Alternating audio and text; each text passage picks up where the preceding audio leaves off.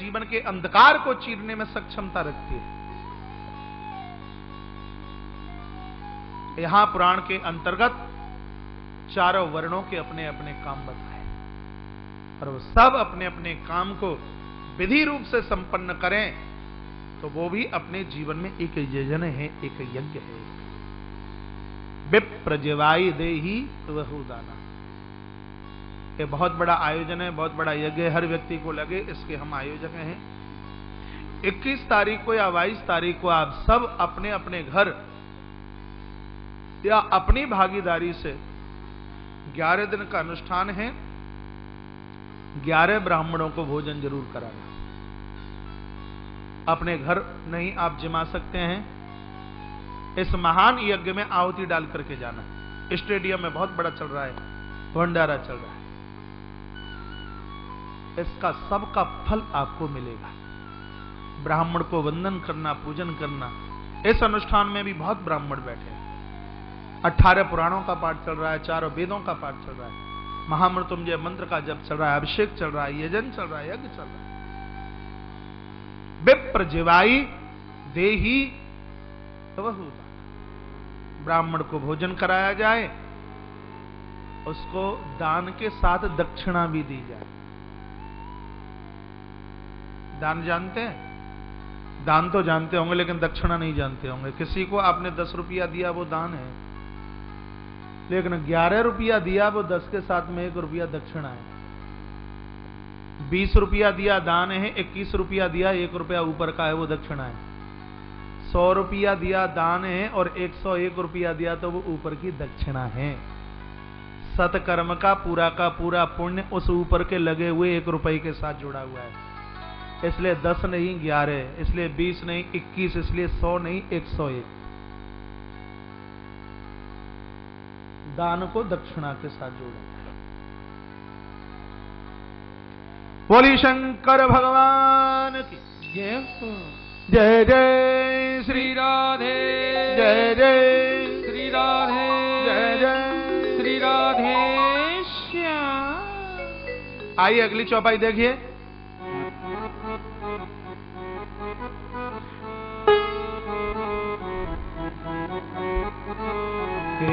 तुम ते अधिक गुरु जी जानी, तुम ते अधिक माइक जानी, सकल भाई से वही सनमानी, तुम ते अधिक गुरु गीत जानी, सकल भाई। हेलो, तुम ते अधिक जानी, तुम ते अधिक गुरु गीत जानी, सकल वही सनमानी, तुम ते अधिक गुरु गीत जानी, सकल भाई से वही सब जानी। तुम ते अधिक गुरु जी जाने। महर्षि वाल्मीकि कहते हैं कि भगवान तुमसे भी ज्यादा जो अपने गुरु को माने उसके हृदय में आप वास कीजिए। इस अर्थ का कहीं अनर्थ मत लगा लेना। तुमते अधिक गुरु जी जानी, इसका मतलब ये नहीं कि लड्डू गोपाल को उठा करके तरफा कर दो और भगवान की जगह पर गुरु जी का चित्र आप लगा दे। सब गड़बड़ी हो जाएगी, दिक्कत खड़ी हो जाएगी। अरे संत जन गुरुजन एक माध्यम होते हैं। मेरे और आपके सबके सबसे बड़े गुरु तो भगवान है, परमात्मा है। गुरुजन लोग तो ये हमें सूत्र देते हैं कि प्रभु की पूजा में हमारा मन लगे। जो मंदिर का मुख्य स्थान है वहां देवी देवताओं को अपने इष्ट को बिठाइए और सब अगल बगल इधर उधर बिठाइए। तुमते अधिक गुरु जी जानी, इसका मतलब यह भी है कि मां हमारी गुरु है, पिता हमारा गुरु है। मातृ देवो भव, पितृ देवो भव। संतों के चरणों की तो सेवा करते हो, खूब आरती उतारते हो, वृद्ध सासू ससुर और माँ बाबूजी में धक्का देते हो तो कोई गुरु आपका कल्याण करके बता दे हो नहीं सकता। महाराज इसके लिए हम सब कुछ हारने को तैयार हैं। गुरुजनों का भी आशीर्वाद उन्हीं के ऊपर कामयाब होता है जिन घरों में वृद्धों की सेवा है। सबसे बड़े गुरु तो माँ बाबूजी ये हैं आपके, इनकी सेवा कीजिए, इनकी पूजा कीजिए, इनको वंदन कीजिए। बूढ़े को घर में दुखाया है और संत का आशीर्वाद चाहते हैं, वो संभव नहीं हो सकता। तुमते अधिक गुरु अज्जिय जानी, यानी तुमसे भी ज्यादा जो अपने माता पिता को, घर में वृद्धों को मानते हैं भगवान, उनके हृदय को, उनके घर को आप कभी छोड़ना मत, उनको आप कभी भूलना मत। ये सुंदर सा स्थान दिया। सब कर मांग ही एक फल राम चरण रति हो, तिनके मन मंदिर बसों से रघुनंदन दो। जो कर्म करते करते स्वयं सिर्फ आपके चरणों की सेवा मांगते हैं, उनके हृदय में आप जरूर वास करना। तत्पश्चात का जननी समझाने ही पर नारी, धनु पराव विशते विष भारी। वेरी वेरी मोस्ट इंपोर्टेंट चौपाई गोस्वामी जी। जननी समझाने ही पर नारी, जो दूसरों की स्त्रियों को मां, बहन और बेटी की तरह समझे। भगवान आप अयोध्या रहना भूल जाना, लेकिन उन लोगों के हृदय में वास करना कभी भी मत भूलना। बड़ी है, मां है, बराबर की है, बहन है, छोटी है, बेटी है, उनके हृदय में सदैव आप वास करना। और तत्पश्चात कहा कि जो दूसरों की संपत्ति को, जो दूसरे के पैसे को सल्फास से भी खतरनाक समझता है, उसके हृदय में भगवान आप सदैव वास करना। उनको कभी भी आप भुला मत देना। जिन ही राम तुम प्राण पियारे, तिनके मन शुभ सदन तुम्हारे। हे प्रभु, जिनको अपना इष्ट, जिनको अपना भगवान अपने प्राणों से भी ज्यादा प्यारा लगता है, भगवान उनके हृदय में सदैव आपका वास हो। तत्पश्चात कहा जाति पाति धनु धर्म बड़ाई, प्रिय परिवार सदन सुखदाई। जो जाति और पाति से भी ऊपर बैठे हुए हैं महाराज, जो इंसान को इंसानियत के रूप से जानते हैं, जिनके अंदर कूट कूट करके इंसानियत भरी हुई है, जो सही में मानव धर्म के साथ जी रहे हैं, ऐसे लोगों के हृदय में भगवान सदैव आपका बसेरा हो। सब तज तुम रही उरलाई, तेई के हृदय रही रघुराई। ऐसे लोगों के हृदय में आप जरूर वास करना। ये 14 स्थान अध्यात्म के सूक्ष्म स्थान बताए। एक स्थूल स्थान बताया जिसका नाम है श्री चित्रकूट, बता दिया। सुंदर तालियों के साथ बोलिए। बालाघाट से आपको चित्रकूट लेके जा रहा हूं। चित्रकूट गिरी करहु निवास, चित्रकूट गिरे करहु निवास, चित्रकूट गिरे करहु निवास, चित्रकूट गिरे करहु निवास।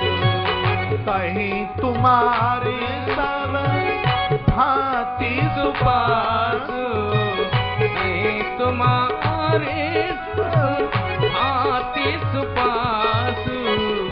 सैलो सुहावन कानन चारु, कैल सुहावन कारण चारि। करके हरि मृग वियग बिहार, चित्रकूट गिरि करहि निवास, चित्रकूट गिरि करहि निवास। चित्रकूट रघु नंदन छाए, चित्रकूट रघु नंदन छाए। समाचार सुनी सुनी मुनि आए, समाचार सुन मुनि सब आए। समाचार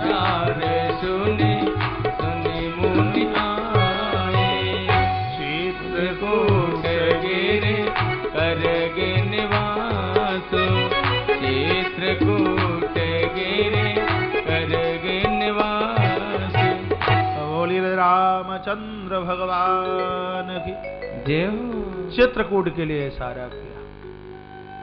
आप दुनिया घूम के आ जाना, आप काशी नहीं गए, कहीं नहीं गए, आप चित्रकूट नहीं गए, आप कहीं नहीं गए, आप श्री वृंदावन नहीं गए तो भी आप कहीं नहीं गए।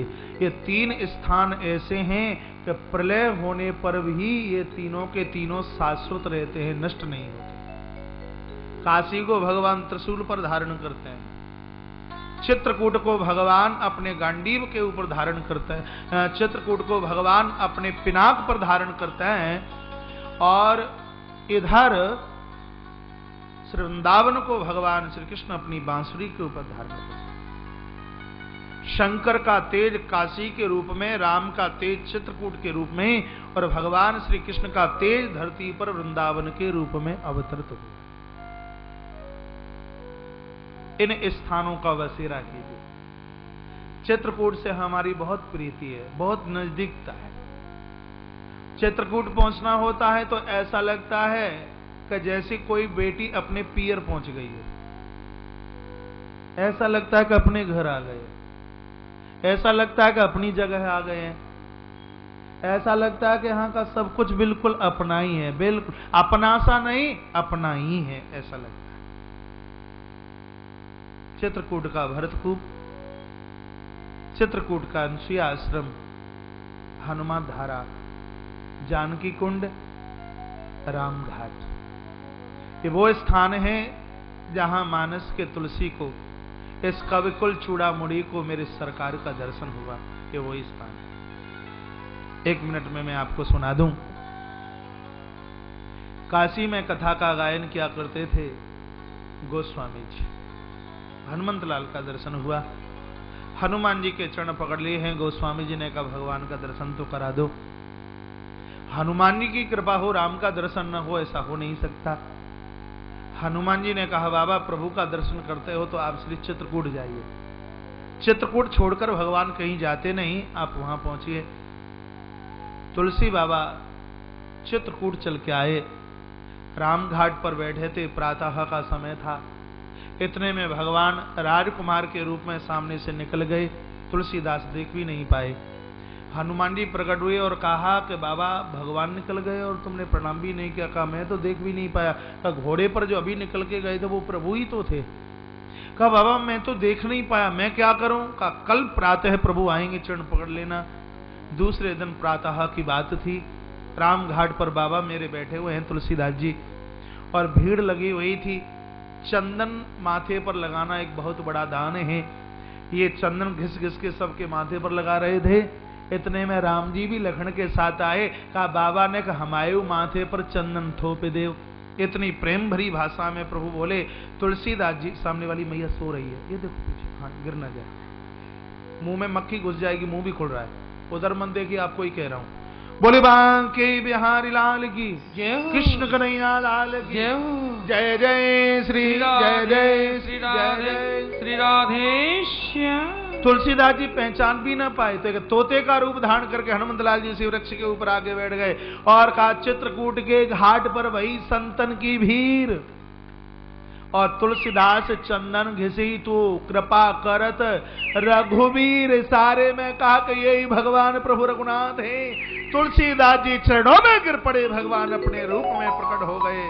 तुलसी को जहां प्रभु राघव का दर्शन होता है वो श्री चित्रकूट की धरती है। चित्रकूट की धरती तपोभूमि है। चित्रकूट की धरती तपोभूमि है। बहुत बड़े बड़े कोठे बंगले नहीं होंगे, बहुत बड़ी इमारतें नहीं होंगी, लेकिन आज भी प्रकृति का सौंदर्य चित्रकूट की हकीकत का वर्णन करता है। और वृंदावन के बंदर बड़े खतरनाक और चित्रकूट के बंदर भी बड़े सीधे हैं, बड़े भोले हैं। इष्ट की कृपा का अनुभव तो होता ही है। हम जिसका ध्यान करेंगे वो वैसा बनता है। हाथ जोड़ करके ले लेते हैं चित्रकूट के बंदर और वृंदावन के बाप रे बाप तुम्हारा चश्मा उतार के ले जाए, तुम्हारे हाथ से तुम्हारा पर्स छीन के लेके चले जाएं, और ज्यादा कोशिश करी तो महाराज एक हुंकारी भी भर दें आपके ऊपर। वृंदावन का पुजारी हूं, मैं वृंदावन और चित्रकूट का अंतर समझा रहा हूं। वृंदावन के भगवान श्री गिरिराजनाथ और चित्रकूट के कामतानाथ आज जगत के कल्याण में लगे हुए हैं। हर एकादशी से पूर्णमासी तक गिरिराज जी की परिक्रमा 40-50 लाख लोग लगाते हैं और हर अमावस्या को कामतानाथ भगवान की परिक्रमा महाराज एक ही दिन में 20-20 लाख लोग परिक्रमा लगाते हैं। ऐसा धाम चित्रकूट, वहां भगवान 12 वर्ष तक इन्होंने इस स्थान पर वास किया। चित्रकूट रघुनंदन छाए, आए नहीं छाए, छाए सब आया हुआ तो चला भी जाता, लेकिन ये तो छाई गए हमेशा के लिए। समाचार सब कुमलावत देख मुदित मुनि वृंदा कीन दंडवत रघुकुल चंद। मुनीश्वर महात्मा लोग आए हैं, प्रभु राम ने सबके चरणों में वंदन किया है, सबको प्रणाम किया। प्रणाम करने में बहुत आनंद आया, बड़ा अच्छा लगा। सब आ रहे थे। यह सुधि कोल किरातनी पाई, नगर के वनवासी भील लोगों को भी समाचार मिला। कंद मूल फल भर भर दौना, चले रंग जिमी लूटन। प्रभु राम के आगमन की आवाज सुनकर इतनी प्रसन्नता के साथ में जा रहे हैं, किसी गरीब को पता लग गया हो कि सोने की वर्षा हो रही है। आपको बोल दिया जाए कि बालाघाट के 5-7 किलोमीटर आसपास मुद्राएं बरस रही हैं, नोटों की गड्डियां बरस रही हैं।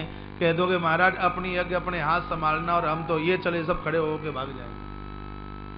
चले रंग जिमी लूटन सोन। जैसे कोई याचक को पता चलता है कि वर्षा स्वर्ण की हो रही है और वो दौड़ता है, प्रभु परमात्मा के आगमन पर वन के वनवासी लोग, भोले लोग, सीधे लोग ऐसे ही दौड़ते दौड़ते जा रहे हैं, खाली हाथ नहीं, कंदमूल फल हाथ में।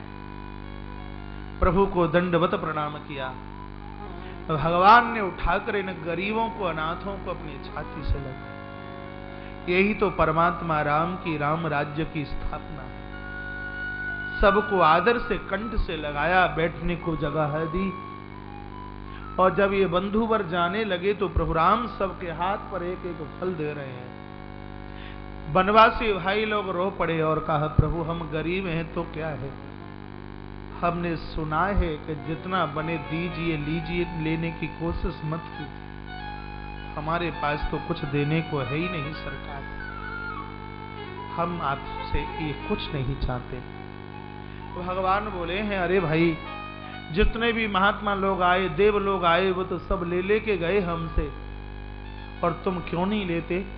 तब वनवासी लोग रो पड़े, कहा सरकार हम अनाथ हैं, रहने के लिए झोंपड़ा भी नहीं, खाने के लिए रोटी का टुकड़ा भी नहीं, भगवान कुछ भी नहीं था। आपके दर्शन मात्र से सब तृप्ति हो गई, अभावता समाप्त हो गई।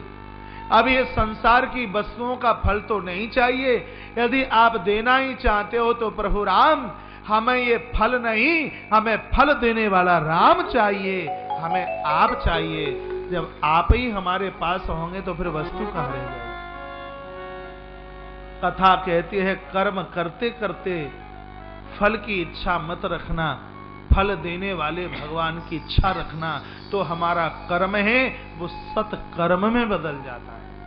हे प्रभु हमें ये दे दीजिए, हे प्रभु हमें ये दे दीजिए, हे प्रभु हमें ये दे दीजिए, इसको कहते हैं कर्म।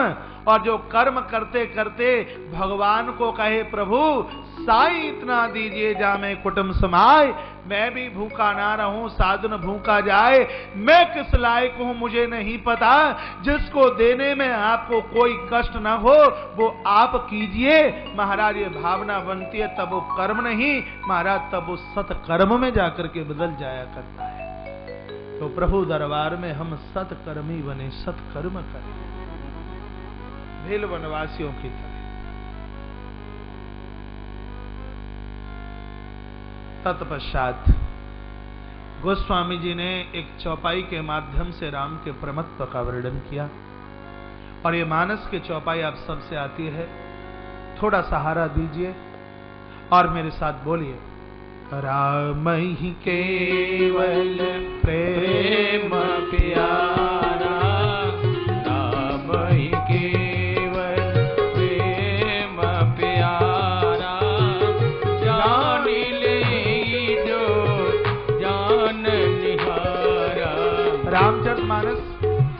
अयोध्या कांड दोहा नंबर 136 के नीचे की पहली चौपाई है।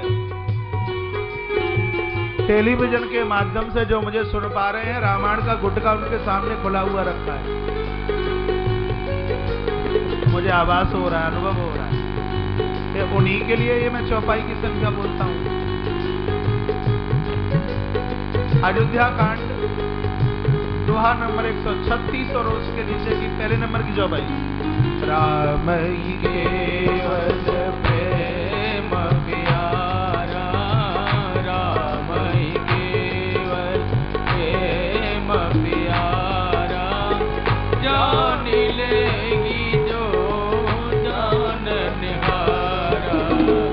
राम ही केवल प्रेम प्यारा, जान लेगी जो जान निहारा।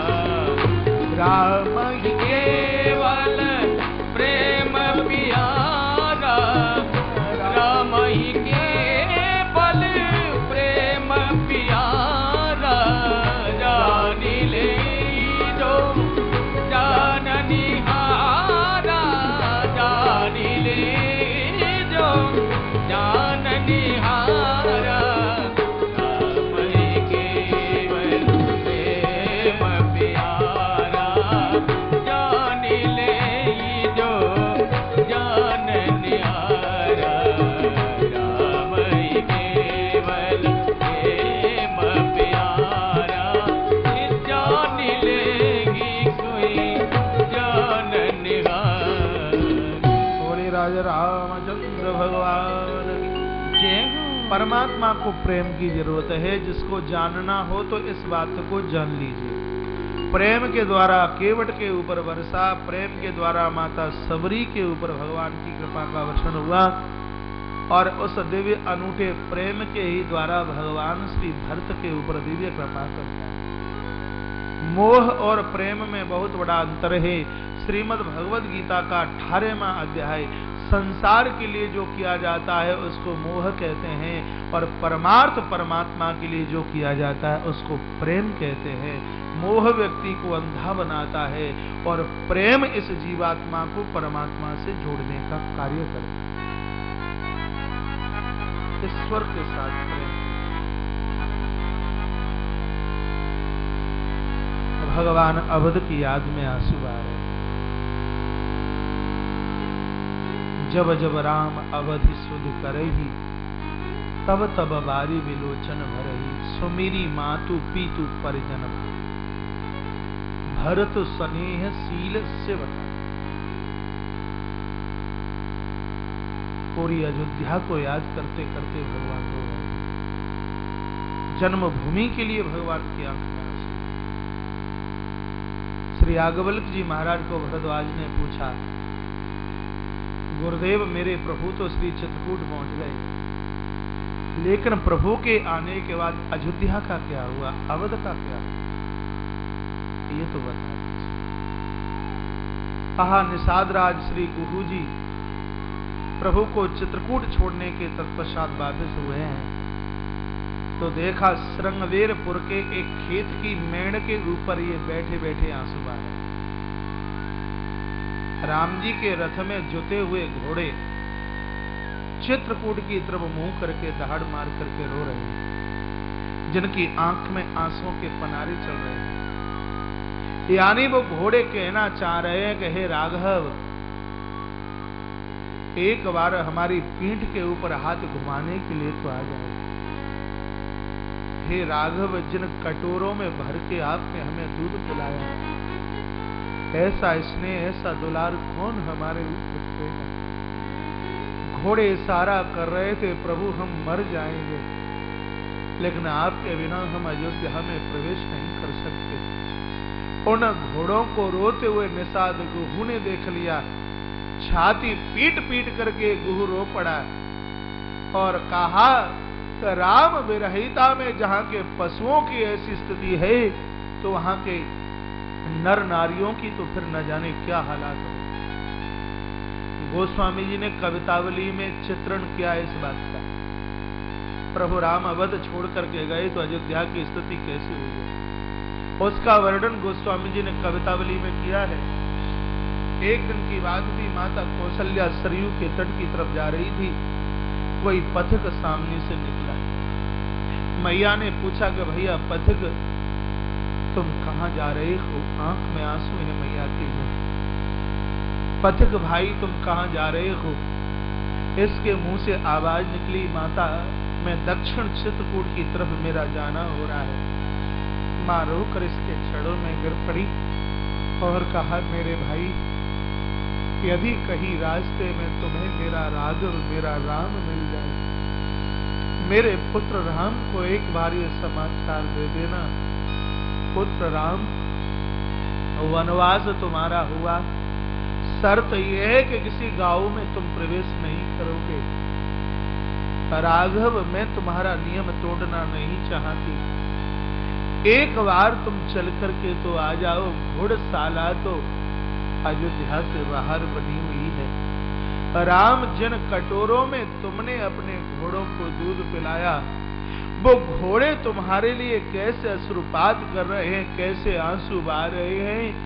जब तुम बाहर से ही अपने घोड़ों की हालात देख लोगे रोते रोते, तो राम तुम समझ जाओगे कि मेरे विरह में मेरे अवध के पशुओं की ये स्थिति है, तो वहां के नर नारियों की क्या हालात होगी। राघव तुम समझ जाओ। राम विरहिता में अयोध्या के लोगों ने इतना बड़ा त्याग किया कि जब तक 14 वर्ष का वनवास पूरा नहीं हुआ, तब तक अयोध्या में किसी के बेटा और बेटी का विवाह नहीं हुआ। इतना बड़ा त्याग, इतना बड़ा त्याग कि महाराज दशरथ के अलावा अयोध्या में 14 वर्ष तक किसी की मृत्यु नहीं हुई। लोगों ने अपने प्राणों को खींच कर दिया। राम के लिए अयोध्या का इतना बड़ा त्याग, जब तक वनवास के 14 वर्ष पूरे नहीं हो गए, तब तक अयोध्या में किसी भी प्रकार के बेटा और बेटी का जन्म नहीं हुआ। महाराज इतना बड़ा संयम अवध का। आज निषाद गहू ने रोते हुए उन घोड़ों को देखा है, पछाड़ खाकर श्री सुमंत जी के छड़ों में गिर पड़े। सुमंत ने कहा कि भैया गहू मेरा राम कहाँ है? मैं महाराज को क्या बोलूंगा, क्या जाकर के कहूंगा। निषाद गहू रो पड़े। कहा कि प्रभु को देख करके मुझे लगता है कि 14 वर्ष के तत्पश्चात ही भगवान का आगमन होगा। रोते रोते श्री सुमंत जी महाराज अयोध्या की तरफ ऐसे प्रस्थान कर रहे हैं। कवितावली में गोस्वामी जी ने लिखा कि जैसे कोई वणिक, कोई वैश्य व्यापार करने के लिए मूलधन पूंजी लेकर के चले। व्यापार में पैसा तो कमाया ना गया हो, प्रॉफिट तो हुई ना हो, मूलधन और गवा करके